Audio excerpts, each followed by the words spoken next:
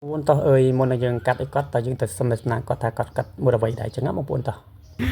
เนี่ยបងប្អូនអើយយើងធ្លាប់រត់ដងកាត់សក់ឲ្យគាត់មុតលងសុងបុរាណអញ្ចឹងបងប្អូនទីយំឡងតែថ្ងៃនេះផងដែរគឺយើងសុំកាត់ស្ទីលម្ដងអញ្ចឹងបងប្អូនហ្នឹងហើយឥឡូវតែយើងសុំព្យាទាំងអស់នេះទីមុតស្ទីលម្ដងបានអត់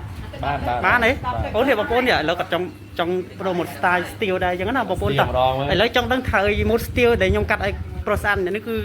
ទទួលបានសមិទ្ធផលយ៉ាងណាដែរតើយើងទៅតាមបានទាំងអស់គ្នាបងប្អូនហ្នឹងហើយបងប្អូនឥឡូវបន្តពីយើងសំណេះសំណាលជាមួយគាត់ហើយគឺយើងចាប់តាមធ្វើសេវាកម្មកាត់ហើយណាបងប្អូនណាមុនដែលយើងកាត់យើងគៀបសក់ឆ្វេងស្ដាំឲ្យໄວចេញជាលក្ខណៈរបៀបមានរបៀបសិនអញ្ចឹងណាបងប្អូនណាហ្នឹងហើយមុនដែលយើងកាត់អញ្ចឹងបងប្អូនហើយមិនបាញ់ទឹកទេបងប្អូនបាញ់ទឹកទៅវាពិបាកកាត់ដែលវាដូចថាវាដុំអញ្ចឹងមើលទៅឃើញថាវាអត់សូវស្អាតបងប្អូនតែសម្រាប់ជាងខ្លះគឺគាត់ត្រូវការបាញ់ទឹកអញ្ចឹងតែបងប្អូនហ្នឹងហើយតែសម្រាប់ខ្ញុំគឺខ្ញុំអត់ចូលចិត្តបាញ់ទឹកទេបងប្អូនហ្នឹងហើយបងប្អូនអើយមុនតែយើងកាត់យើងដាក់តំណប់លេខ4សិនមកបងប្អូនណាដើម្បីបំបែកឲ្យប៉ោងចោលអញ្ចឹងបងប្អូនអើយចាំជួយឲ្យច្បងអ្នកមួយម៉ាត់មកថាម៉ូតសក់នេះគេហៅម៉ូតសក់អ្វីដែរបងប្អូនហ្នឹងហើយដោយសារអើយខ្មែរយើងមិនសូវជាមានម៉ូតសក់អញ្ចឹងបងប្អូនមានតែម៉ូតសក់លងសុងអញ្ចឹងថាបងប្អូនណាហ្នឹងហើយម៉ូតសក់ហ្នឹងគឺជាម៉ូតសក់ជនជាតិទេបងប្អូនភាគច្រើនខ្មែរយើងគឺយកមកកាត់ច្រើនមែនទេបងប្អូនម៉ូតសក់ពេញនិយមសម្រាប់ប្រទេសគេគឺខ្មែរយើងច្រើនយកមកកាត់អញ្ចឹងបងប្អូនអើយភាគតិចណាស់ដែលកាត់មុតលងសុងអញ្ចឹងបងប្អូនហ្នឹងហើយតែនៅកន្លែងខ្ញុំគឺមិនក្រោមទេបងប្អូនមកប្រាក់មួយថ្ងៃ5 6នេះគឺមានសបូរអ្នកកាត់ដែរបងប្អូនណាមិនចោលទេខាងម៉ូតសក់លងសុងមានជើងសមានជើងសក់មានអីត្រឹមត្រូវអញ្ចឹងបងប្អូនណាហ្នឹងហើយ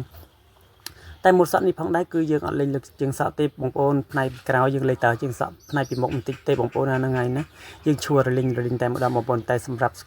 អូនសម្រាប់បងប្រុសគឺស្បែកគាត់រឿងខ្មៅតិចទៅពេលអញ្ចឹងទៅយើងមកអត់ដឹងថាតែកាត់ហើយសង្ហាតែបងប្អូនផ្អាប់គេដល់ណាទេបើចិត្តតាមចាស់គេដឹងដល់ហើយបងប្អូននិយាយលេងបងប្អូនហ្នឹងហើយកាត់ខ្មៅមែនបងប្អូនតែខ្មៅមានជាតិបងប្អូនណាមិនខ្មៅក្រឹបទេណាបងប្អូនខ្មៅស្ដេចបាយបងប្អូនហ្នឹងឡើងមកអេហ្មងបងប្អូនកាត់តាន់ហើយផងឃើញថាជាភាពសង្ហាបដាបងប្អូនតើត្រឹមតែកាត់ហើយទៀតសង្ហាប៉ុណ្ណាបងប្អូនហ្នឹងហើយបងប្អូនចាំជួយឲ្យបន្ទុកជួយខមមិនអ្នកមួយផងបងប្អូនហ្នឹងហើយថាមុតកុំភ្លេចបងប្អូនម៉ូតសក់មួយហ្នឹងគេហៅម៉ូតសក់អញ្ចឹងណាបងប្អូនមេជាងទាំងឡាយដែលគាត់ស្គាល់ម៉ូតសក់ហ្នឹងតែគាត់មានអើយប្រសាទច្រើនឆ្នាំមុនខ្ញុំអញ្ចឹងណាបងប្អូនហ្នឹងហើយដោយសារខ្ញុំអត់តាន់ដឹងម៉ូតច្បាស់ទេបងប្អូនហើយម៉ូតសក់ច្រើនពេកមែនទែនបងប្អូនមិនដឹងថាម៉ូតអីខ្លះទេបងប្អូននេះគឺជាសមិទ្ធផលដែលយើងទទួលបានឃើញថាសង្ហាមែនទែនតែម្ដងបងប្អូនដល់ពេលគាត់ញញឹមស្រស់ផងហើយណាមួយថ្មីគាត់ចំពោះទៀតកាត់ម៉ូតទាំងមកអេហ្មងបងប្អូនណាឃើញទេថ្មីគាត់ឡើងចំពោះតែម្ដងបងប្អូនអញ្ចឹងតែបាទស្រឡាញ់ពេញចិត្តរាល់វីដេអូដែលខ្ញុំធ្វើជួយ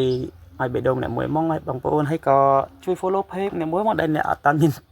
បាន follow page ចឹងបងប្អូនណាហ្នឹងហើយចឹងទេអរគុណទុកជាមុនបាទចឹងទេបងប្អូនអើយវីដេអូមានតែប៉ុណ្្នេះបងប្អូនបាយជម្រាបលាបងប្អូនហើយក៏សូមទោសរាល់ចំណុចខ្វះខាតទាំងឡាយផងដែរបងប្អូនបាយ